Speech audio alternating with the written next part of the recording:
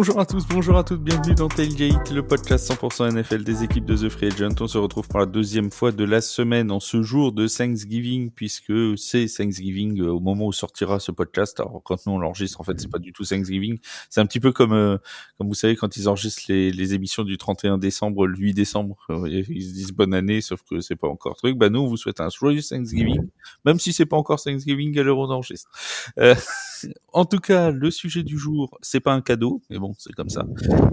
Il en faut pour tous les goûts. On va parler des franchises de New York, les Giants et les Jets, les deux dans un même lot, puisque les deux sont particulièrement décidés en cette saison 2024 à nous offrir divers rebondissements et divers facéties. Nous les avons donc regroupés. Et pour en parler avec moi de ce qui marche, de ce qui marche pas, de ce qu'il faut faire dans les années à venir, et bien sûr de leur quarterback, parce que l'un comme l'autre ont des petits soucis de ce côté-là. On a un spécialiste de New York, le spécialiste de New York. Bon, de toute façon, pour trouver un fan des Giants chez TFA, ça se trouve sous le sabot d'un cheval. C'est mon Yaya. Salut Yaya, comment ça va? Salut à toutes et tous, salut Flav. Eh ben écoute, tu vas être gracié, c'est le jour où tu es gracié, mon cher dindon, et tu es le dindon de la farce. Merci pour cette comparaison après Philippe Et c'est Bouvard. toi qui m'as commencé par me parler de Thanksgiving, donc j'ai pensé tout de suite à toi et tes fameux. Après Philippe Voilà. Bouvard lundi, voilà qu'on me compare à un dindon mercredi. C'est, ma foi, j'ai passé une bonne semaine. Et on rappelle que c'est pas terminé et on rappelle que c'est pas terminé puisque le jeudi soir, donc le 28 novembre, on retrouve Yaya et toute l'équipe à 22h30 pour commenter le match entre les Giants et les Cowboys. Et ratez surtout pas ça. Ouh là là, ne le ratez pas. Parce que vous êtes pas au courant de tout, mais sachez qu'il faut pas le rater. Et le vendredi à 21h, le match entre les Chiefs et les Raiders de Las Vegas. Ce sera avec moi, avec Seb, avec Raph, avec Jean. Tout ça, c'est sur Twitch et sur YouTube. Donc, n'hésitez pas à venir passer 2 soirées agréables en notre compagnie. Et mon Seb est là aussi pour le podcast. Salut mon Seb, comment ça va? Bonsoir Flav, bonsoir Yaya, bonsoir à toutes, bonsoir à tous, bonsoir à toutes ceux. Je suis à nouveau présent. Tu m'as appelé, donc bien sûr, j'accours et tu m'avais dit, tu vas voir, on va faire un truc, un podcast sympa. Et qu'est-ce que tu me fais subir? Ça y est, le podcast de la déprime, il est là. Va falloir parler des équipes new-yorkaises, des Giants et des Jets.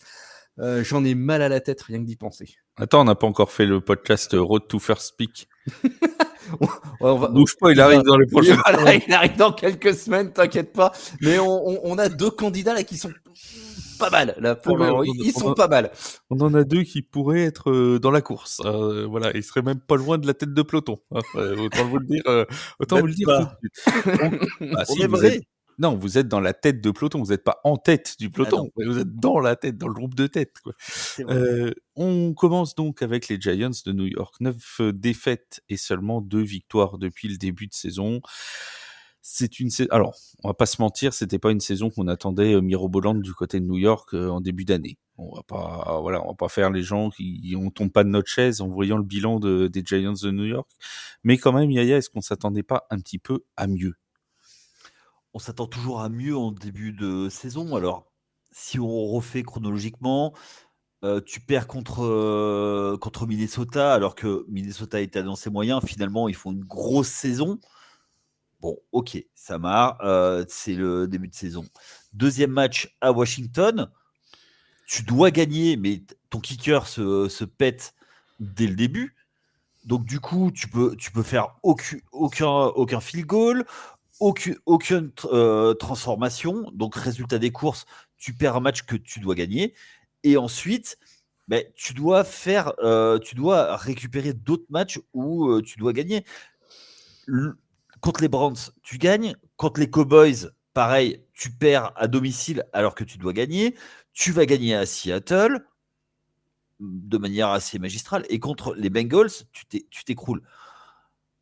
Et après, c'est des matchs que tu dois gagner. Enfin, ça doit être mieux. Après, le vrai tournant de la saison, pour moi, c'est la blessure d'Andrew Thomas. Et encore une fois, la seule saison qu'Andrew Thomas a fait de bout en bout, c'est aller en play-off. Andrew Thomas, qui est le left tackle, le vrai problème de New York, et en attaque, je parle, est identifié. on va reparler de la défense plus tard, c'est la ligne. Tu peux prendre tous les playmakers que tu veux, si tu n'as pas de ligne, il n'y a rien. Et Andrew Thomas colmate à lui tout seul les brèches, les manques de cette équipe, et du coup, il est absent. Du coup, tu peux plus rien faire. Tu te fais transpercer de partout, et la ligne, c'est à peu près comme des portes de saloon. On tient à préciser à nos auditeurs qu'on a pris la personne fan des Giants chez TFA qui est le moins déprimé par la situation. Parce que là, il est optimiste. Oui, il est optimiste. Ah ouais, d'accord, quand même. On aurait pris Bertrand, tout le monde aurait déjà sauté dans un canal. Alors, je vais juste dire une chose, vaut mieux être optimiste et avoir tort que pessimiste et avoir raison. Donc voilà, là c'est l'optimisme on passe des bonnes soirées dans la rédaction de TF1 en ce moment au niveau des Giants.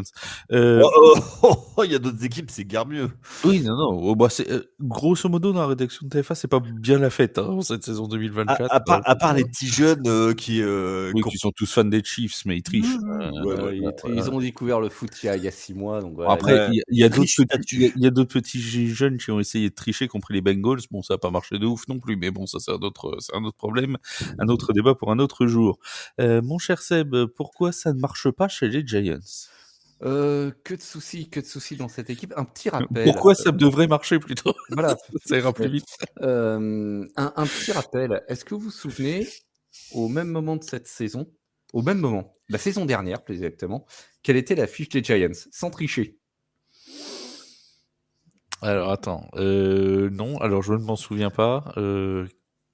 2-9. Moi j'aurais dit 3 ou 4 quand même, non ? 3-8. Donc 3-8, là ils sont 2-9. Donc l'un dans l'autre, c'est quand même assez homogène d'une saison sur l'autre. Les problèmes. On va parler de l'attaque et puis on va crever quand même l'abcès, l'éléphant dans la pièce. On va parler de l'éléphant dans la pièce, c'est de ce pauvre Daniel Jones qui a été extrêmement mal protégé. Et pour lui, je pense que le vrai point de bascule, c'est la saison dernière où dès la première semaine, les Giants se font poutrer par Dallas 40-0. Et sur ce match, Daniel Jones, il est pressuré 23 fois, il prend 4 sacs. Et je pense que ce qui a ajouté encore l'impression, c'est que il a signé son fameux deal à 160 millions quelques temps avant, quoi. Et 3 semaines plus tard, en week 4, il sera saqué 10 fois par Arizona. 10 fois. Seattle, pardon, autant pour moi. En week 5, il se blesse au cou contre Miami après un hit. Il revient 4 semaines plus tard, il se fait les croisés contre Las Vegas. Je pense que la saison dernière, il n'a jamais été en bonne santé. Et du coup, cette saison, il se retrouve sous une double pression. Il doit revenir de blessure. Et les Giants, souvenez-vous, pendant l'intersaison, notamment si vous avez regardé Hard Knocks, les discussions autour d'un éventuel trade-up pour aller chercher un quarterback, elles existaient. Il y a une séquence où Joe Schoen et Brian Daboll s'interrogent de trade-up pour aller chercher Jayden Daniels, et Daboll répond Daniels, je suis pas contre. Bon, finalement, ça ne se fera pas, mais j'imagine l'état psychologique dans lequel ça met ton quarterback, qui déjà s'est fait péter la figure, pour pas dire autre chose, pendant toute la saison précédente, qui retourne et qui en plus se retrouve avec ça sur les épaules. C'était la recette pour le désastre. Et il faut quand même noter, pour rester sur Daniel Jones, que malgré tout ça, malgré les coupes, malgré les blessures, il y est toujours retourné, il a toujours joué à fond, il s'est jamais plaint, et ses coéquipiers de vestiaire, l'apprécient énormément pour son professionnalisme. Oui, et d'ailleurs, il y a eu, on reparlera, on finira par Daniel Jones, puisqu'on a eu quelques informations dans la journée sur sa nouvelle destination. Mais il faut noter qu'au moment où il a été libéré par les Giants, il y a eu, semble-t-il, un vrai appel d'air de soutien et de solidarité de la part des autres joueurs de l'équipe, même si c'est Daniel Jones, on le rappelle, qui a demandé à être libéré de son contrat. Ça a quand même créé une certaine émotion dans le vestiaire. C'était, je pense, humainement quelqu'un de particulièrement apprécié. Mais moi, je pense que c'est surtout, c'est qu'au bout d'un moment, il y a de la compassion parce que c'est l'agneau sacrificiel, quoi.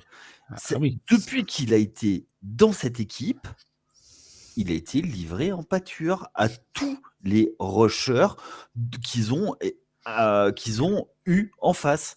Et il y a une seule saison où il a été à peu près tranquille, je reviens là-dessus, c'est la saison où il performe, où les Giants 2022, performent, 2022, où ils vont passer un tour de playoff, ce qui n'est pas donné à toutes les équipes. La fameuse théorie du il est meilleur que Kirk Cousins. Exactement. D'ailleurs, on va pouvoir le vérifier puisqu'il va jouer dans la même équipe que Kirk Cousins. Mais bon. On va pouvoir vérifier cette théorie facilement. Oui, mais en fait, ce que je veux dire par là, c'est que, mais écoute, sans matos, il a réussi à faire quelque chose parce que cette année-là, c'était vraiment de briques et de broc. Et comment ça s'appelle ? La ligne a à peu près tenu. Donc c'était ça. Les Giants, c'est depuis le départ de Coughlin que des mauvais choix. Est-ce que, tiens, en parlant de mauvais choix, est-ce qu'il y a eu là, et je sais ce que tu en penses, donc je pose la question en sachant pertinemment ce que tu vas me répondre, parce qu'on en a déjà discuté 20 fois en off, tous les trois notamment, est-ce qu'il y a eu une vraie erreur sur le cas Saquon Barkley ? Est-ce qu'ils auraient dû, notamment il y a 2 ans, le prolonger et ne pas prolonger Daniel Jones ? Le problème, c'est qu'il y a une tendance dans cette ligue à pas prolonger les running backs et pas les payer. Ils ont suivi cette stratégie. Si tu imagines, tu tags Daniel Jones, tu prends Saquon Barkley et il se pète au premier match. C'est déjà arrivé, hein. Saquon Barkley a eu beaucoup de saisons minées par les blessures. Ben voilà. C'est toujours pareil. En fait, le truc, c'est que qu'est-ce que tu fais ? Est-ce que tu penses que c'est ton quarterback ? Et après, sur quoi tu mets ton argent ? Tu peux pas payer tout le monde. Tu as un running back star qui a été rookie offensif de l'année, qui a fait 100 lignes, qui a réussi à performer. Maintenant, avec le recul, tu dis que c'est le mauvais choix, mais sur le coup, en fait, le vrai truc, c'était de jouer, de faire les deux. Mon Seb, il a dodelinné. C'est-à-dire que, effectivement, il y a cette tendance de la Ligue à ne pas payer les running backs. Il y a aussi la tendance de la Ligue à commencer une reconstruction par le quarterback. Oui. Et c'était le maître mot. Je pense que c'est de la connerie. Alors, je donne pas. C'est de la bêtise. C'est de la bêtise. Je donne pas d'avis. Je donne pas d'avis là-dessus. Il y a plein d'exemples pour lesquels ça a loupé. Il y a aussi des exemples pour lesquels ça a réussi. Même si je pense que le quarterback n'est pas le seul facteur responsable d'une reconstruction. Mais bon, prenons cette hypothèse. Si tu pars de ce point-là, ouais, la décision quelque part fait sens au moment où ils la prennent, mais tu laisses quand même sur la touche un running back qui est là depuis des années, qui est fidèle au club, qui veut rester en plus, qui affirme très clairement sa volonté de rester, qui demande même pas à être le running back le mieux payé de la ligue à ce moment-là, juste à être payé à sa juste valeur. Donc, on va dire pas trop gourmand, du moins dans... Il demandait 36 millions sur 3 ans, je crois. Voilà. Donc, ce qui est comment dire, l'étiquette paraît élevée, mais bon. Et il est toujours facile de se dire aujourd'hui qu'ils ont fait le mauvais choix. Je pense que ça pouvait quand même faire lever un sourcil quand ça s'est produit. D'ailleurs, ça n'a pas manqué. Moi, c'est pas tant le prix mis sur Daniel Jones qui me fait tiquer, c'est d'avoir fait tout ce cinéma autour de Saquon Barkley, de l'avoir tagué pour le laisser repartir l'année d'après. Il y avait peut-être une façon plus intelligente de faire les choses, de manipuler le salary cap. Ils ne l'ont pas fait. Aujourd'hui, ça apparaissait pas comme le choix le plus sage quand ça a été fait. Aujourd'hui, on voit que c'était le mauvais. Alors après, faut dire que l'an passé, ils ont absorbé le contrat ils avaient beaucoup de dead money, notamment le contrat XXL de Kenny Golladay, qui a servi absolument à rien, signé par la direction précédente. Parce que, en fait, aujourd'hui, on a un front office qui a récupéré une franchise dans un état calamiteux. Effectivement, il y avait des joueurs qui ont le niveau, pas le niveau, ça c'est une chose, mais surtout des finances qui sont qui étaient complètement n'importe quoi. Et la première saison, il n'a pas eu le temps de mettre sa patte, Joe Shane. La deuxième année, c'était absorber des contrats. Et on savait très bien que l'année dernière, ça allait être compliqué. Cette année, on pensait que ça irait mieux, notamment avec Malik Nabers. Et le problème, c'est que ça n'a pas fité parce qu'il n'y a pas de ligne. Vous parliez du contrat de Saquon Barkley qui avait demandé à l'époque, hein, c'est ça, 36 millions de dollars. C'est grosso modo le contrat qu'il a eu d'ailleurs avec les Eagles de Philadelphie. Hein. Il est à 37 millions, si je dis pas de bêtises, de dollars sur la totalité, 12 millions et quelques par an. C'est grosso modo, ça fait partie du top 3, entre le top 3 et le top 5 des running backs, puisqu'on a Alvin Kamara qui est aussi aux alentours de 12 millions. On a Josh Jacobs aussi qui est dans ces étiages-là, loin derrière Christian McCaffrey, notamment, puisque McCaffrey, c'est 19 millions par an.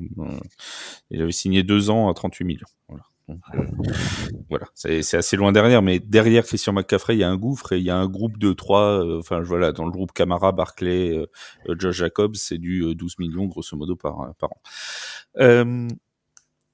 On parlait de Joe Shane, le general manager, le président, le propriétaire de la franchise, John Mara a dit que de toute façon, à la fin de la saison, il a dit ça il y a 3 semaines, avant le match contre les Panthers à Munich, il n'y aurait pas de changement, que ce soit au niveau du coaching staff ou que ce soit au niveau du general manager à la fin de la saison 2024, qu'il continuerait comme ça pour 2025.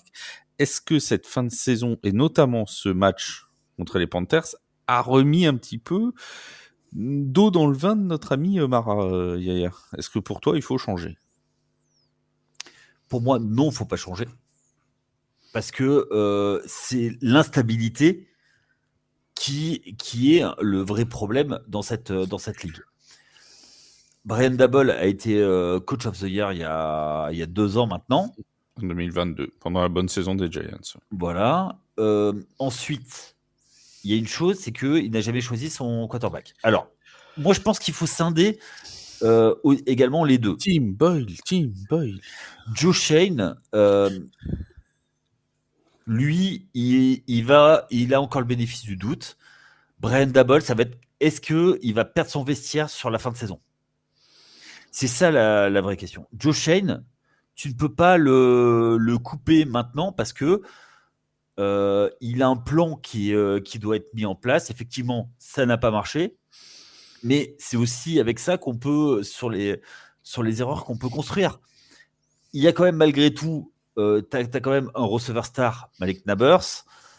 Qui a dit que les Giants étaient un peu soft. Hein. Il a dit que ça jouait un peu...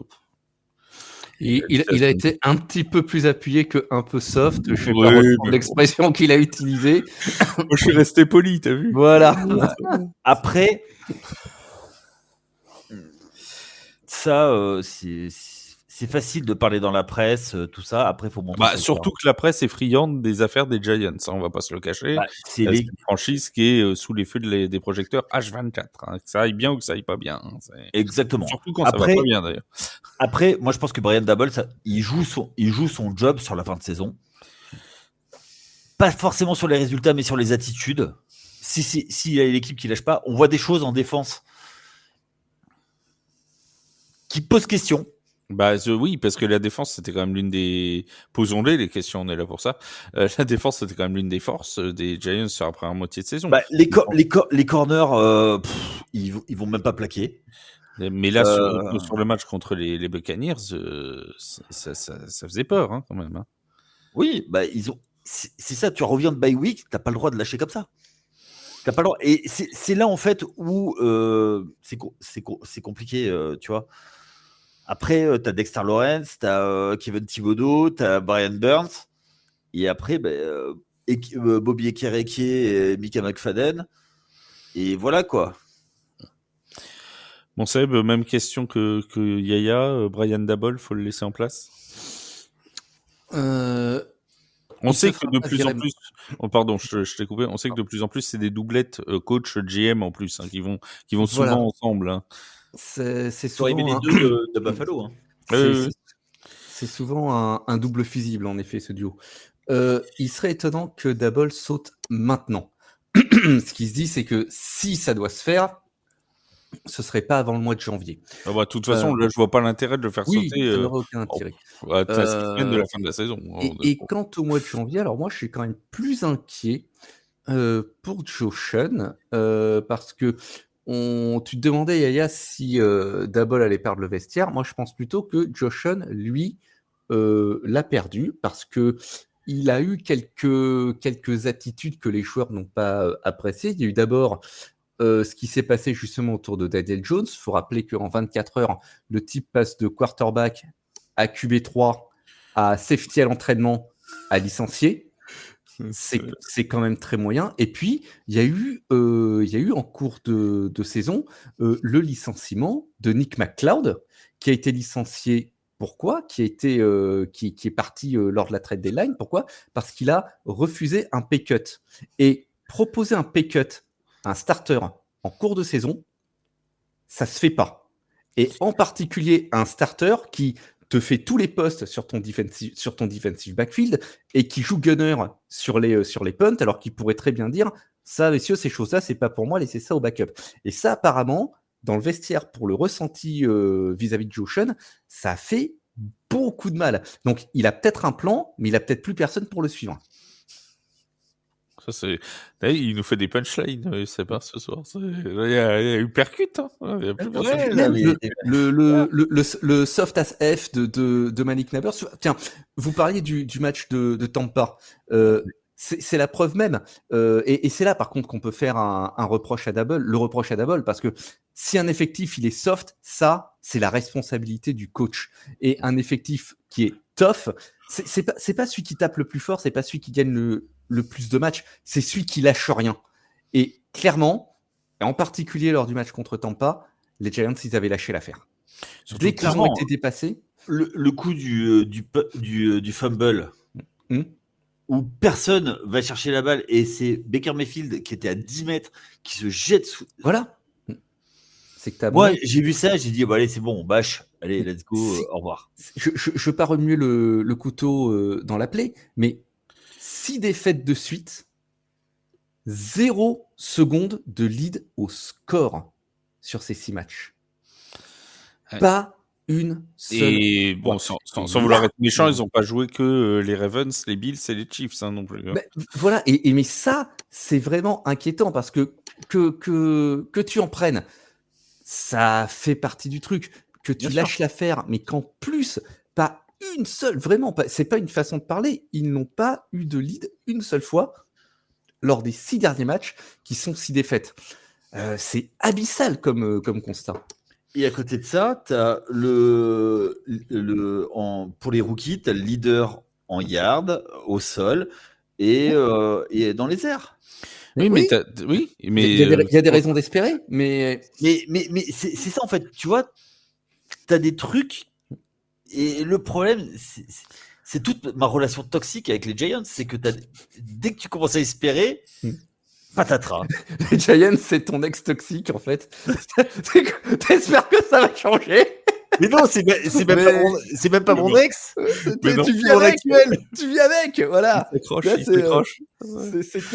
Il s'accroche tel la boule à son rocher. Voilà, c'est ton partenaire de vie toxique. T'espères qu'il va changer, mais non, il ou elle est toujours là dans le canapé à fumer des clopes et à boire des bières et à rien foutre.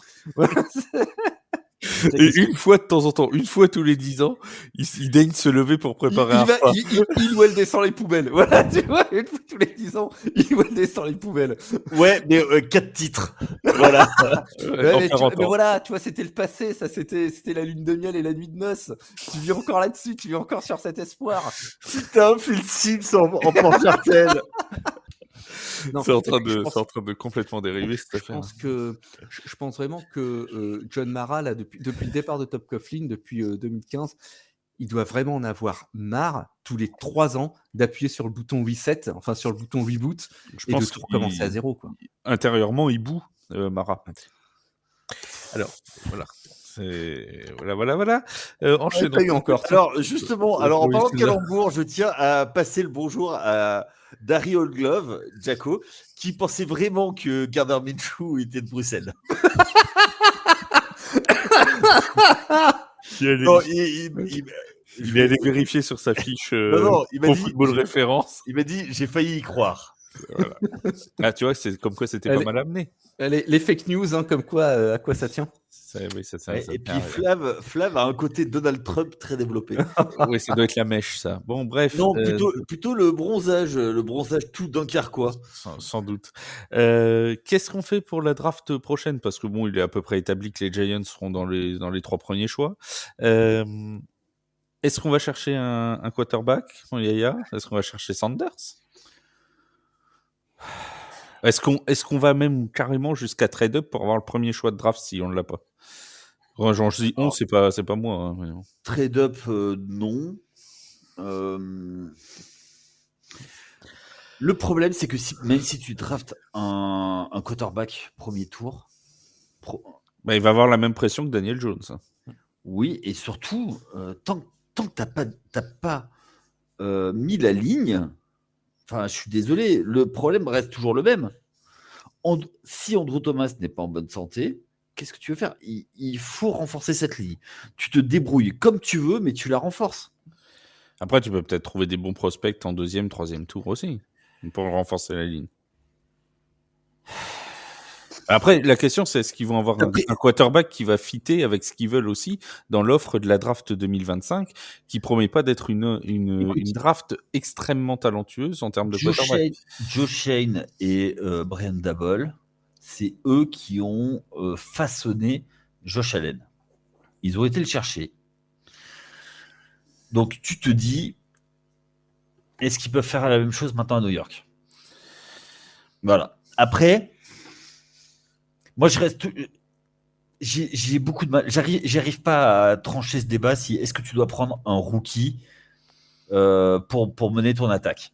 Parce que là, dans les faits, vu ce qu'il y a actuellement, et on va revenir en quelques minutes sur Daniel Jones juste après, mais vu ce qu'il y a actuellement au poste de quarterback chez les Giants, on est d'accord que dans la situation actuelle, s'ils vont chercher un rookie très haut dans le premier tour, c'est pour l'installer tout de suite. Comme on fait les Commanders avec Jayden Daniels, comme on fait les Panthers avec Bryce Young, comme on fait les Bears avec Caleb Williams. C'est pas pour le faire apprendre derrière quelqu'un, il va pas apprendre derrière Drew Lock ou derrière Tim Boyle.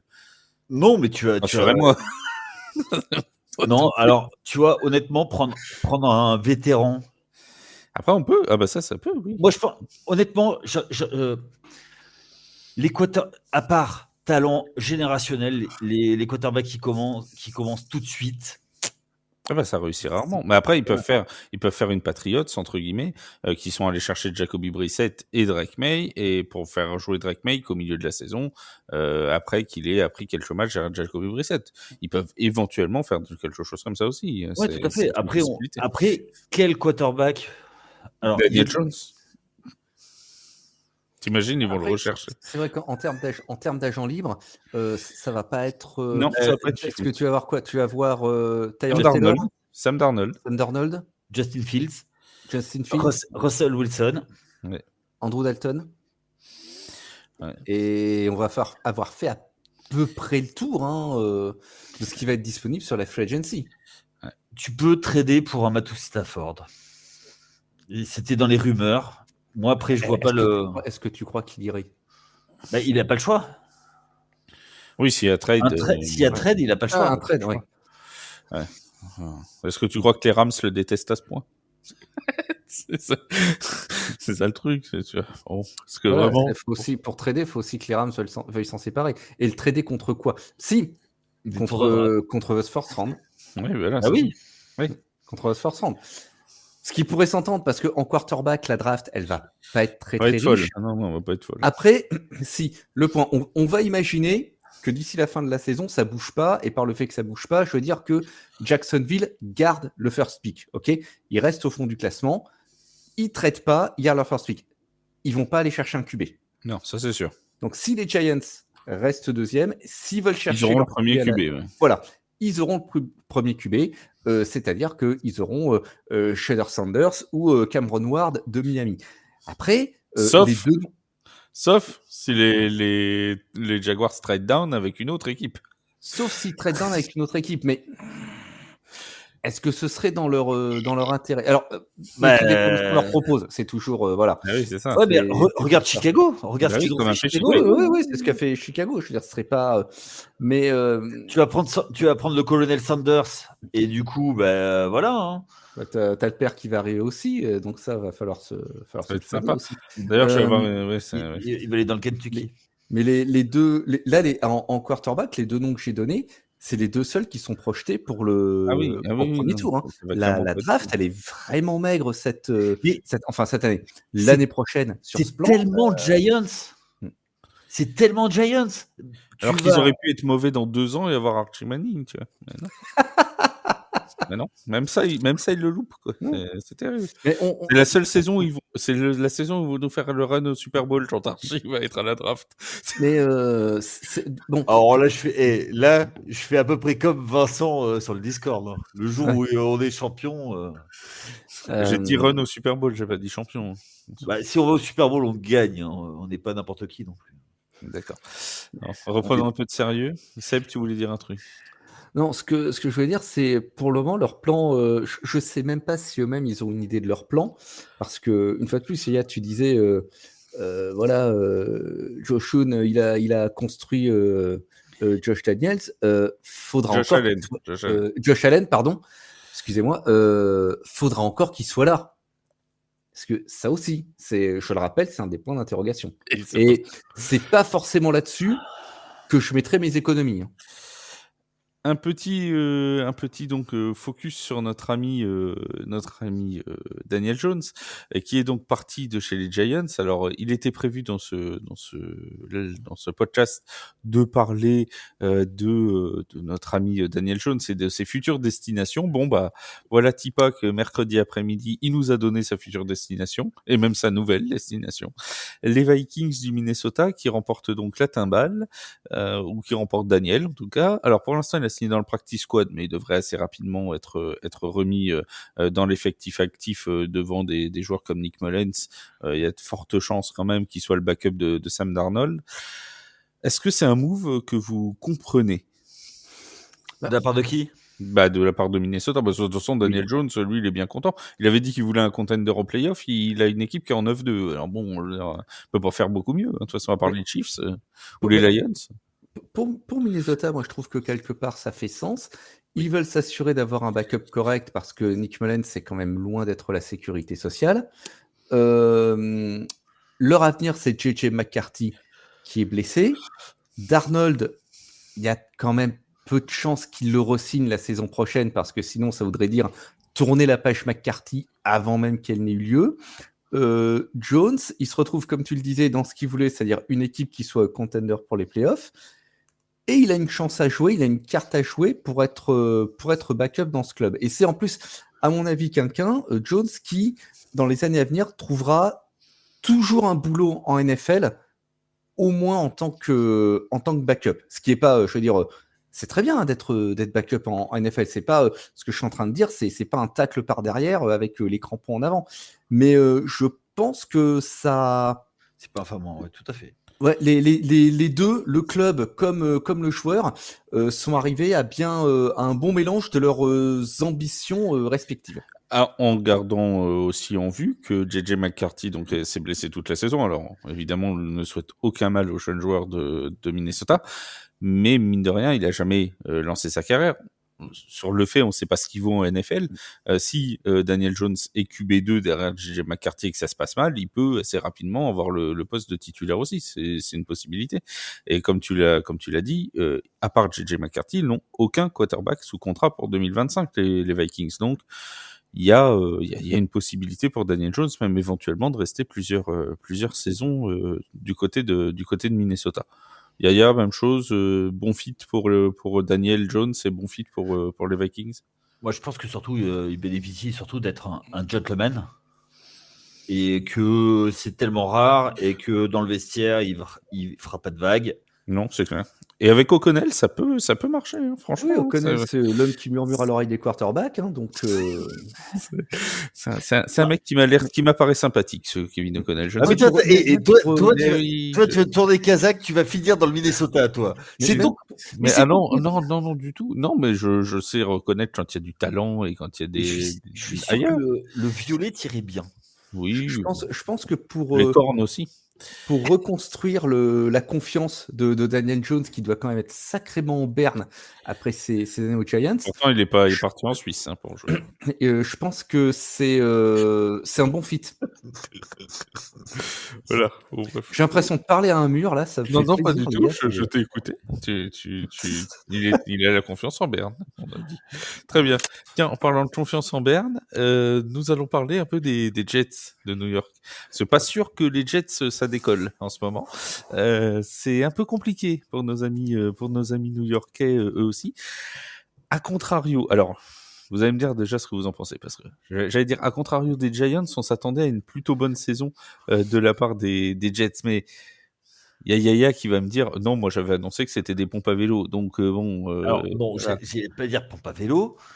Non, mais Si on avait Wai qui nous dirait, moi je les avais annoncés derniers parce que de toute façon les Patriots sont champions de division, donc bon, voilà. D'accord, ok. Si maintenant tu vas chercher les L'expertise chez Wai. Ouais. On le salue. Il sera avec vous demain pour le live Thanksgiving 22h30, ce jeudi 28 novembre. Notez-le. Exactement. Plaisanterie mise à part, c'est très Jets, c'est-à-dire que quand tout peut aller, ben ça va pas quand même. Donc ils ont tous les enchaînements qui sont défavorables. Après, effectivement, ils ont cassé le PEL pour prendre Aaron Rodgers. L'an passé, à la troisième action, il se pète le tendon d'Achille, il revient, il y a la tension autour, est-ce qu'il va revenir, est-ce qu'il va reprendre le terrain, pas le terrain, c'est beaucoup de distractions. Et le problème, c'est ça, et il y a une équipe où il y avait tout en défense, il y a tout en attaque, et ça ne clique pas. Il manque toujours quelque chose. Donc c'est très... Enfin, j'arrive pas, en fait, cette équipe, j'arrive pas à comprendre d'où ça vient, tous ces problèmes, en fait. Ils souffrent depuis longtemps. Ils n'ont pas été en playoff depuis 2010. C'est la plus longue série sans playoff. Voilà, si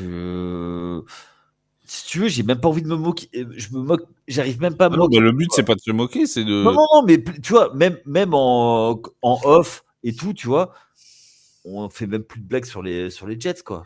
Non, c'est vrai qu'on fait pas de blagues sur les Jets. Non, On salue nos amis des Jets. Non, parce que c'est triste. Je pense que les Jets, leur public est peut-être même moi, je vais être honnête, s'attendait à voir le Aaron Rodgers de 2011, sauf que c'est raté. On est en 2024.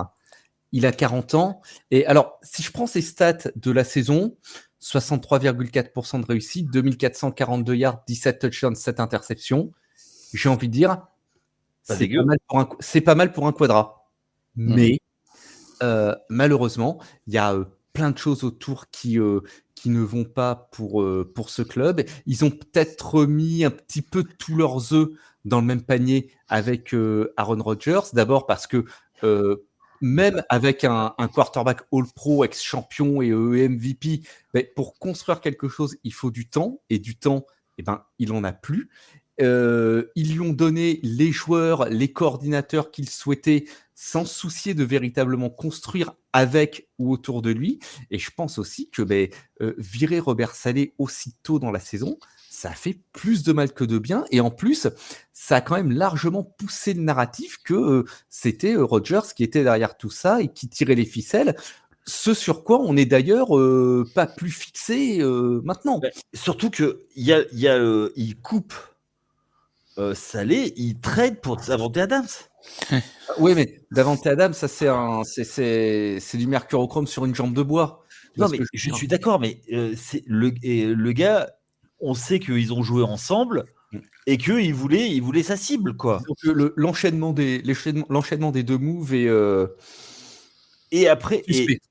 plus quand Robert Saleh est super content sur le bord du terrain, t'as Aaron Rodgers qui fait « Ah non, non, me touche pas, me touche pas ».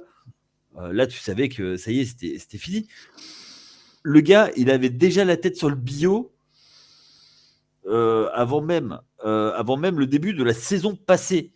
C'est-à-dire que s'ils ne se blessent pas à Aaron Rodgers, ils auraient fait la même saison que cette année. Et puis quand tu vois le langage corporel pendant le match de Londres, je sais pas si vous vous souvenez contre les Vikings, où Aaron Rodgers fait une première mi-temps d'ailleurs infâme, hein, quand on y repense, avec des interceptions lancées à 5 mètres des receveurs. Enfin bref, c'était affligeant. Oui. Tu regardes Robert Saleh sur le bord, t'as l'impression qu'il sait déjà qu'il est plus l'entraîneur des Jets. Et d'ailleurs, c'est quelques jours plus tard qu'il finit par tomber. T'as un vrai langage corporel qui s'est dégagé à ce moment-là, où tu te dis il y a quelque chose dans cette franchise qui tourne pas rond, quoi. Mais Seb parlait de Quadra. Moi, c'est pas ça le problème. Enfin, pour moi, c'est pas le seul problème de Aaron Rodgers. C'est que l'année dernière, il a eu une blessure qui n'est pas anodine. Ah, ça c'est sûr. Le tendon d'Achille, c'est une des blessures les plus dures à se Et remettre. encore plus à son âge. D'ailleurs, on avait les mêmes suspicions avec Kirk Cousins avec 5 ans de moins. Quand il a eu cette même blessure l'an dernier, on a dit mais est-ce qu'il va revenir à un bon niveau du côté d'Atlanta? Je sais que t'aimes pas Kirk Cousins, c'est pas la peine d'en remettre une louche, mais est-ce qu'il va revenir à son... C'est pas que je l'aime Si pas. tu l'aimes pas, bon, peu importe, c'est pas grave, t'as le droit. Non, T'as le droit de pas aimer les gens gentils, écoute. Mais non, dégoûte pas les autres, c'est ça le problème. Mais non, mais c'est qu'il sert à rien. Voilà, bon, il y en a d'autres dans cette équipe. Bref, c'est pas la question. Donc, je disais, Kirk Cousins aussi a été blessé au tendon d'Achille, et il y a eu ce même questionnement-là quand il est arrivé à Atlanta, est-ce qu'il va réussir à performer? Et il a 5 ans de moins, il a que 36 ans. Aaron Rodgers en aura 41, si je dis pas de bêtises, d'ici la fin de l'année. Donc, c'est au mois de décembre, je crois, qu'il est né. Donc, voilà, c'est dans quelques jours. Mais ça, pour moi, c'est un truc. Et surtout, tu laisses sous contrat. Tes pieds et poings liés. Alors, c'est-à-dire qu'avec parce que bon, on va pas se le cacher, hein, en ce moment, l'actualité des Jets, c'est Aaron Rodgers, et j'ai l'impression que les Jets, c'est quasiment Aaron Rodgers actuellement. Hein, donc, t'as les pieds et poings liés, et j'ai l'impression que tu te lies encore plus. T'en as parlé avec notamment l'arrivée de Davante Adams. C'est-à-dire que tu vas virer l'entraîneur, tout le monde a commencé à dire que c'était parce que Aaron Rodgers avait demandé sa tête. Tu vires le GM, tout le monde dit que c'est parce que Aaron Rodgers a demandé sa tête. Tu fais venir Davante Adams, tout le monde dit que c'est parce que Aaron Rodgers a voulu faire venir Davante Adams. Donc, tu vois que le truc marche pas, mais tu continues dans ce truc-là. Et tu renforces même ce côté-là. En lui reprenant des joueurs en plus. Et il y a déjà Allen Lazard qui est venu parce qu'Aaron Rodgers a demandé. Hein, oui, il était dans les bagages. Mais surtout, maintenant, tu as le GM qui a sauté. Ah oui. Donc, ça veut dire tous autour de lui. Oui, mais sauf que, alors, maintenant, deux choses l'une, c'est où tu fais all-in tout autour d'Aaron Rodgers et tu continues, ou alors tu dis stop, fini la comédie, quoi. Parce qu'on est d'accord, Seb, que quand même, si on met de côté Aaron Rodgers 5 minutes, parce qu'on va y revenir forcément, hein, déjà parce qu'il y a son actualité qui est sympathique, mais on va y revenir à Aaron Rodgers. Il y a quand même du talent dans cette équipe. Tiens, on n'a pas parlé de Mike Williams, qui s'est fait virer aussi parce qu'Aaron Rodgers l'a critiqué. Mais bon, voilà, il y a quand même du talent dans cette équipe-là. Il y a du talent, mais alors on va laisser le cas Rodgers de côté quelques instants. Il y a du talent, mais parlons un peu du jeu. Il y a dans ce club un excellent running back qui s'appelle Breece Hall, qui est peut-être un des meilleurs de la ligue. Pourquoi est-ce que ce club est 31e en matière de tentatives de course? Quand tu as un joueur de ce calibre-là, pourquoi est-ce que tu te replies aussi peu pour le sol, qui devrait être une de tes forces? Et du coup, ça oblige, on y revient, ça oblige ton quarterback à se taper tout le sale boulot. Si tu fais pas donner ton jeu au sol, il y a quelque chose quand même de problématique. On parle aussi d'un club qui a un ancien offensive rookie of the year dans ses rangs, le receveur Garrett Wilson. Alors Wilson qui performe quand même plutôt bien, 69 réceptions, 722 yards, 5 Il touchdowns. va faire sa saison à 1000, largement. Voilà, il aura sa saison à 1 milliard, mais malgré ça, tu as une attaque qui marque 18,5 points par match, 27e de En la même temps, ligue. il relâche les ballons juste avant de rentrer dans la end zone, donc ça aide pas non plus. Ouais, ça aide pas, c'est vrai, il y a peut-être un petit peu de travail sur les fondamentaux à faire là-dessus. Mais il y a vraiment des éléments qui sont troublants. Et tu vois, même on parlait d'Allen Lazard. Allen Lazard, il fait un très bon numéro 2. Il a 412 yards, 5 touchdowns également. Donc, il a autant marqué que le receveur 1. Davante Adams, c'est un peu plus anecdotique, mais il est là depuis quelques semaines seulement. Il y a plein de talents offensivement et ça marche pas. Et ce qui était le cœur de ce club, la défense, alors se maintient encore parce que ils avaient pris une sacrée avance, on va dire, dans les classements, mais n'empêche, contre le sol, c'est seulement 30e, deuxième contre la passe. Elle se classe, je crois, 13e en scoring, c'est-à-dire juste au-dessus de la ligne médiane. Et cette défense, on a l'impression que depuis que Robert Saleh est parti, elle tombe lentement en déliquescence. Et moi, je suis très inquiet pour ce qui va en rester à la fin de la saison. D'ailleurs, c'est à un tel point que Jeff Ulbrich, donc coordinateur défensif, à un moment avait le double duty, c'est-à-dire qu'il occupait ses fonctions de head coach intérimaire et il continuait d'appeler les gens en défense et il a abandonné cet aspect-là du job pour, a-t-il dit, le bien du club parce qu'il n'arrivait pas à gérer les deux. Et la défense, elle est en train de s'effriter petit à petit de manière particulièrement sensible et je pense qu'on verra vraiment l'étendue des dégâts quand on sera en week 17. On est d'accord qu'au niveau de la saison, c'est terminé pour les Jets. 3 victoires, 8 défaites. Il leur reste 2 fois les Dolphins. Il leur reste une fois Seattle, une fois les Rams, une fois Buffalo à jouer et une fois les Jaguars. Donc bon, ça va être, ils vont arriver à 4 ou 5 maxi, quoi. Même s'ils arrivent à 6, ça Même change s'ils quoi? arrivent à 6, oui, ça nous change. En fait, ils auront un moins bon tour de draft. Je vois pas où vous voyez les 3 victoires, hein, honnêtement.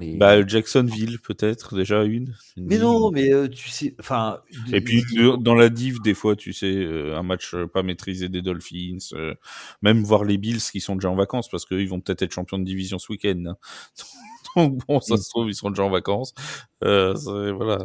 Mais ils vont avoir le first seed à jouer. Hein, ouais, mais c'est à 2 matchs de la fin, donc il suffit que Ouais. quand Kansas City ait pris 2 matchs d'avance, Oui, voilà. ça peut se jouer. Enfin, sans parler de ça, enfin, tu sais, ça peut. Là, on arrive dans les matchs où il y en a certains. C'est plus les joueurs qui jouent leur contrat pour l'année prochaine, quoi, tu vois. Ah oui, bah oui. Donc, ça peut arriver qu'on voit des joueurs performer. Et puis, tu sais, un match au 100, ça arrive aussi à certaines équipes, et il suffit que tu tombes en face ce jour-là, et puis voilà, quoi. Même chose que pour les Giants tout à l'heure, en admettant qu'ils soient dans une position qui leur permette de choisir assez haut. Alors, ils seront probablement pas premier choix de draft, hein, les Jets, mais on va dire dans le top 5, top 6. Ouais. Qu'est-ce qu'ils doivent aller chercher à cette draft? Qu'est-ce qu'ils vont prendre? Parce qu'ils ont déjà pris du talent offensif, tu en as parlé, c'est avec Garrett Wilson il y a quelques années. Ils ont pris des talents défensifs aussi dans les tours de draft avec Sauce Gardner notamment. Williams, Voilà, ils en ont chopé parce que ça fait quand même un petit moment qu'ils sont dans le top 10 de la draft, hein, les Jets, et qu'ils sont allés chercher des talents. Là, pour le moment, ils ont le 7e choix. Alors, on va partir parce qu'on peut travailler qu'à partir de ce que l'on a. On va admettre que ça bouge pas. Cette année, 7e choix, ils iront pas trouver un quarterback. Non. On en a parlé tout à l'heure, c'est pas possible. Alors, si je regarde mes amis de Tankathon, ils se dirigeraient vers Will Johnson, cornerback de Michigan. Ouais. Pourquoi pas? Ça voudrait dire continuer à jouer sur ses forces, ouais. C'est-à-dire la défense. Voilà, la défense, c'est pas forcément quelque chose d'idiot. Il y a quelque chose qui est intéressant à noter, vous l'avez peut-être vu passer. Ils ont fait appel à The 33rd Team pour les conseiller, pour le recrutement de joueurs et de recherche de general manager. Et The 33rd Team, ça a été fondé par Mike Tannenbaum, qui est un ex-GM des Jets. Et ils ont détaché pour cette mission Rick Spielman, qui lui-même est un ancien GM. Et lors de l'intersaison précédente, Spielman, il a occupé le même rôle auprès des Commanders de Washington. Et c'est notamment lui qui les a dirigés vers Dan Quinn et vers leur general manager actuel, Adam Peters. Donc, c'est ce qu'on appelle de l'outsourcing dans le monde corporate. On parle très anglais aujourd'hui. On a nos amis québécois qui vont venir nous mettre des reviews sur le podcast en disant va falloir qu'on vous apprenne à parler français. On salue nos amis québécois. Ça s'appelait football québécois, ça se saurait. Bon, c'est du football américain. Donc voilà. J'aime pas les Belges. Il pratique cette externalisation des ressources, si vous préférez. Et je pense que pour eux, c'est un pas dans la bonne direction. Mike Tannenbaum a d'ailleurs ajouté que The 33rd Team était là dans un rôle de conseil et que c'était Woody Johnson qui allait de toute façon valider les décisions finales. Alors là, je vais avoir une question, mais en fait, on va reparler de Rodgers parce que ma question est liée à Rodgers. Vous allez voir, c'est quelque chose de fou. Tiens, d'ailleurs, Aaron Rodgers, qui vient de déclarer pendant le podcast, à une question qui lui a été posée sur y a-t-il un problème de fuite d'informations dans le bâtiment des Jets, il a dit à 100% oui. Donc, visiblement, écoute, qu'il appelle Mario Bros. Il va aller chercher des fuites. C'est ça. Il est parti en chasse de la taupe, notre ami. Oui, enfin, de la part de l'homme qui, en l'espace de 24 heures, dit qu'il veut plus jouer pour les Jets, mais que finalement, si, il veut absolument jouer pour eux la saison prochaine. Ça manque pas de sel quand même comme remarque. Nous y voilà donc les remarques, les atermoiements de notre ami Aaron Rodgers, qui a donc, on va refaire la chronologie pour ceux qui n'ont pas suivi. Ce samedi, chez The Athletic, Diana Russini nous apprenait que d'après des indiscrétions, Aaron Rodgers aurait dit qu'il voudrait continuer à jouer en 2025, donc il n'était pas question de prendre sa retraite, mais qu'il ne voudrait plus jouer pour les Jets de New York. Voilà, ça c'était l'info qu'on avait. Sauf que voilà, Tipa, que ce mardi, Aaron Rodgers va chez son ami Pat McAfee, où il est plus souvent d'ailleurs qu'il ne lance des touchdowns, et notre ami Aaron Rodgers dit... Alors, c'est effectivement possible que je joue en 2025, mais c'est pas encore sûr. Et rien ne dit que je ne jouerai pas pour les Jets. C'est même, en gros, mon choix numéro 1, ce serait de rester chez les Jets. J'ai à peu près bien résumé la situation. Oui. Voilà. Bon, donc, que croire? Je sais pas. Je sais plus à quel sens jouer. Alors moi, je pense qu'il faut qu'on attende une chose, c'est qu'il sorte de la grotte. Il faut qu'il retourne dans sa grotte, faire une retraite spirituelle pour qu'on soit fixé sur son sort. Ouais. Non, c'est étrange, et d'autant que ça vient se mêler avec tous les narratifs déjà poussés par la presse à son sujet et qu'on a évoqué un petit peu plus tôt. Comme disait l'autre, la vérité est ailleurs. Enfin, au bout du couloir. Voilà. On ne sait plus trop sur quel pied danser avec Aaron Rodgers. Entre ces atermoiements-là, ces errements plus personnels sur d'autres points, beaucoup de choses qui interrogent. Là, on a sorti la semaine dernière qu'il avait refusé de passer un scanner pour un soupçon de blessure. Voilà, c'est encore quelque chose qui vient s'ajouter à des comportements un petit peu hors normes ces dernières années chez lui, et qui progressivement dans l'œil du public l'ont fait passer de joueur particulièrement aimé et adoré à type presque borderline, voire toxique dans un vestiaire. Je sais pas ce qu'il en est, parce que je dois vous faire une... C'est comme avec Kyle Shanahan, j'ai pas dîné avec Aaron Rodgers depuis un bout de temps, hein, il m'invite plus. Mais de toute façon, il vient plus aux soirées. Il vient plus aux soirées, donc il m'invite plus. Oui, il vous invite plus, les gars. Plutôt qu'il m'invite plus. Faudrait peut-être demander à ceux qui ont l'occasion de faire des soirées avec nos amis footballeurs américains. On va rappeler Charles Todin et son partage de Uber avec coach Mattioli. Voilà, Eh ben, du coup, il est coach parti. Mattioli a préféré repartir aux États-Unis depuis. Je veux pas dire. Enfin, C'est peut-être lui qui va prendre les Jets. Ça se trouve, si ça se trouve, à savoir. En tout cas, tiens, ça nous permet de faire un coucou amical à coach Mattioli et de le remercier une nouvelle fois pour son travail avec le Mousquetaire. Pardon, mon Seb, je t'ai coupé du coup dans ta. Du coup, j'ai perdu le fil. Non, tout ça pour dire qu'il a. Moi aussi, mais ça fait longtemps. Il subit un changement d'image alors qu'il commence quand même maintenant à être bien implanté dans l'esprit du public qui, en plus, à mon avis, le dessert. Tu parlais tout à l'heure, Flav, du podcast de Pat McAfee. C'est vrai qu'il y est quasiment invité permanent. C'est à croire qu'il a son propre siège à son propre nom là-bas. Et c'est pas, enfin, voilà, Pat McAfee, j'ai rien contre, mais c'est quand même pas, même si c'est très populaire, en termes de sources d'information, c'est quand même pas ce qu'il y a de plus. Le plus proche de Gala que The Athletic, quoi. Voilà. Voilà. Pour simplifier la chose. Ouais. Ça casserait pas les carreaux à la Sorbonne. Merci Yaya pour cette expression sortie de très loin. Toi, tu le vois revenir en 2025, Yaya? Oh bah moi je le vois à Minnesota. Rien que pour la blague, je le vois avec Daniel Jones. Mais comme Brett Favre. Exactement, et voilà. Parce que il rêverait d'être dans South Park et d'être tout nu dans un jacuzzi. Non. Et il faut qu'il aille à Minnesota et quelques années plus tard qu'il soit traduit en justice pour une affaire de détournement de fonds publics. Et là, vraiment, il aura calqué sa carrière sur celle de Bret Hart, de Brett Favre. Oui, pas Bret Hart. Ou alors, il va chez les Giants. Pas toi. Et comme ça, la boucle est bouclée sur notre podcast. Alors écoute, le jour où il y aura un trade, moi je pensais à un truc, tu vois, on discutait. Moi je pense que le MetLife Stadium a été construit sur un cimetière amérindien. C'est ça d'ailleurs, du coup il a même pas besoin de déménager. Aaron Rodgers il joue toujours dans le même stade en plus, c'est fantastique. Alors par contre il y a autre chose qui est sorti dans la presse. C'est pas des indiscrétions, c'est des possibilités. On va presque, notre ami Wake qualifierait ça de lubie journalistique.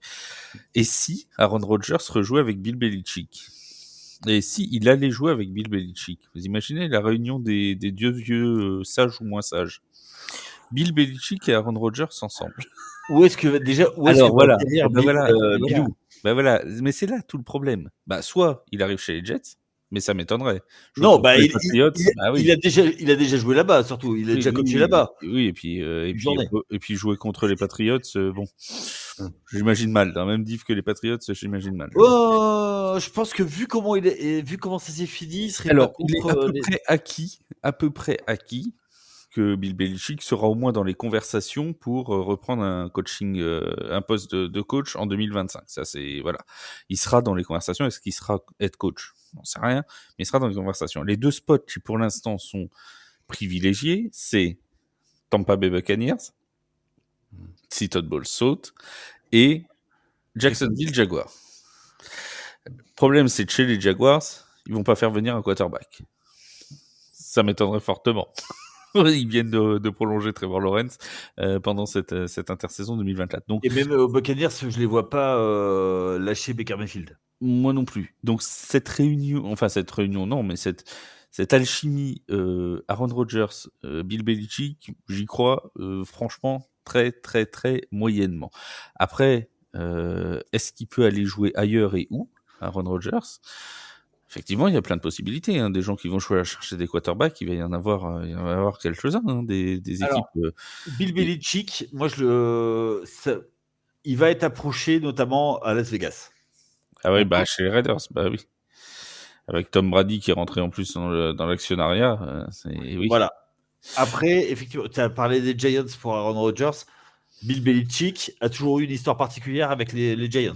Il a gagné ses 2 premiers Super Bowls en tant que défensif coordinateur là-bas. Est-ce qu'il va Brian Daboll saute? Moi, oui, ou défensif coordinateur. Hein. Après, il a une amitié avec le propriétaire des Jaguars, Bill Belichick, mais le problème c'est est-ce qu'il se voit, enfin c'est toujours pareil avec Bill Belichick, c'est qu'on sait que s'il vient dans un poste, c'est pas juste pour être head coach et mis sous voilà sous la coupe de quelqu'un, etc., etc. Donc bon, il y a toute une organisation et toute une réorganisation de franchise à faire derrière lui. Bref, le coup de Aaron Rodgers et Bill Belichick. On est d'accord qu'on y croit très moyennement à cette affaire. Très moyen.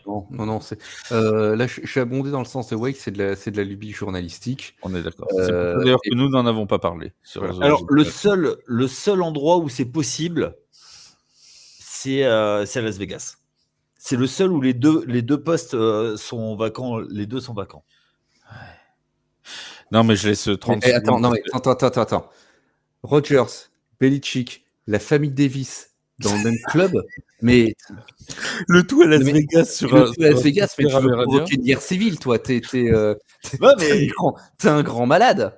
Mais non, mais moi, ce que Il je y a veux que dire. les Raiders pour nous faire ça. C'est vrai qu'il y a que. Bah voilà, Je veux dire, oui, alors c'est vrai que les Raiders en sont capables, mais je sais pas, il suffit d'une étincelle et le stade prend feu, quoi. C'est Il y a déjà la flamme dans le stade, ça tombe bien. Et déjà la torche. en plus, il y a juste une chose, il se rapproche de sa Californie natale parce que il est du nord de Californie. Oui, mais non. Méfie-toi qu'il aille pas dans ta franchise. Oh malheureux, Dieu nous en préserve. Non, on n'a pas ce besoin-là. On n'a pas ce besoin-là. Donc je suis pas trop inquiet. Mais après des clubs qui vont chercher des quarterbacks. Oui, mais alors plus coach, moi là. j'en vois plein. Hein. Après est-ce que c'est des bons fits Je veux dire Cleveland va avoir besoin de quelqu'un. Tennessee va avoir besoin de quelqu'un. Les Raiders, oui. Donc Tennessee, voilà. ça peut. Tennessee, le poste de coach est pas verrouillé non plus. Tu vois, ça peut, éventuellement, oui. Voilà, Moi, Cleveland, le problème, c'est qu'il y a toujours le contrat de Deshaun Watson, même s'il est blessé, il est toujours là le contrat. Donc, voilà, donc Cleveland ne pourra pas se payer un Aaron Rodgers avec le boulet Deshaun. Donc des destinations évidentes, il y en a pas tant que ça, quoi. Ouais, il n'y en a pas tant que ça. Bref, les amis, est-ce qu'on est dernière question, est-ce qu'on est plus optimiste pour les Giants ou pour les Jets pour la saison prochaine? Alors, on est moins pessimiste pour qui? Attends. Est-ce qu'on est plus optimiste ou est-ce qu'on est moins pessimiste pour l'un que pour l'autre? Parce que là, faut être un petit peu honnête. Les Jets, moi, je les vois vraiment dans un brouillard total. J'arrive pas à lire l'avenir de cette franchise. Les Giants, il peut se produire des choses à condition de rester strict et de s'attendre à quelques années douloureuses. D'ailleurs, tu sais ce qu'on va faire? On va demander à nos followers, à nos auditeurs, en commentaire du podcast, que ce soit sur Facebook, sur X, sur toutes les plateformes, de nous mettre en commentaire s'ils sont plus optimistes pour les Giants ou pour les Jets la saison prochaine. Voilà. Comme ça, on va faire un sondage. Mais moi, puisque vous me demandez, moi, je pense que c'est les Jets, malheureusement. Sur le plus court terme, ouais, ce sera les Jets. Très bien. Bon, ben voilà, la réponse optimiste de notre fan des Giants. On rappelle le programme de cette 13e semaine de compétition. Alors, vous allez voir, c'est assez sympathique. Alors, n'oubliez pas déjà que ça commence dès ce jeudi avec 3 matchs, puisque c'est Thanksgiving aux États-Unis. Le 28 novembre, les Lions qui reçoivent les Bears de Chicago, les Cowboys qui reçoivent les Giants, match qui sera commenté, je vous le rappelle, sur la chaîne Twitch et YouTube de TFA. Et dans la nuit, les Packers qui seront opposés aux Dolphins de Miami. On sait que Miami aime pas souvent jouer dans le froid. Bah là, ils vont être servis parce qu'il fait -5 du côté de Green Bay pour la soirée de Thanksgiving. Les Chiefs qui seront opposés aux Raiders, ça ce sera à 21h le Black Friday Game et ce sera aussi à suivre sur Twitch et sur YouTube avec les équipes de TFA. Il fera 2 degrés Kansas City pour le point météo. Et le dimanche, pendant la Red Zone, les Falcons qui reçoivent les Chargers, ce sera à suivre sur M6. Tout le reste est sur beIN Sport, en version française pour la première partie. Cincinnati qui reçoit Pittsburgh. Ça va être assez un choc des cultures entre grosse attaque et grosse défense. Mais ça va être assez sympathique. Les Vikings du Minnesota qui reçoivent les Cardinals de l'Arizona. Les Patriots qui vont recevoir les Colts. Les Jets, on en a parlé dans ce podcast, qui reçoivent les Seahawks de Seattle. Et les Commanders qui seront opposés aux Titans, les Jaguars face aux Texans dans un duel d'AFC Sud. À partir de 22h, la deuxième partie de Red Zone qui sera commentée en direct par Jean et par moi-même pour TFA, les Saints qui recevront les Rams de Los Angeles, les Panthers. Oh, Saints-Rams, ça nous rappelle des souvenirs, ça, tiens. Espérons que cette fois, ils voient les interférences de passes défensives. Les Panthers qui vont donc recevoir les Buccaneers dans un duel d'NFC Sud. Les Eagles, les Ravens de Baltimore qui reçoivent les Eagles de Philadelphie. Ça, c'est un choc qui est pas, c'est pas rien, ça. Vous voyez, Ravens Eagles, ça c'est pas mal, ça. Hein. Et le Sunday Night Football, eh ben tiens, ce sera les Bills de Buffalo qui vont recevoir sous plusieurs centimètres de neige les Niners de San Francisco, puisqu'il est annoncé de la neige à partir de vendredi après-midi du côté de Buffalo, et ça devrait neiger sans discontinuer jusqu'au lundi matin, donc pendant le match aussi, une belle couche de neige qui va s'abattre sur Buffalo avec du vent, bref, un lake effect, enfin tout va bien quoi.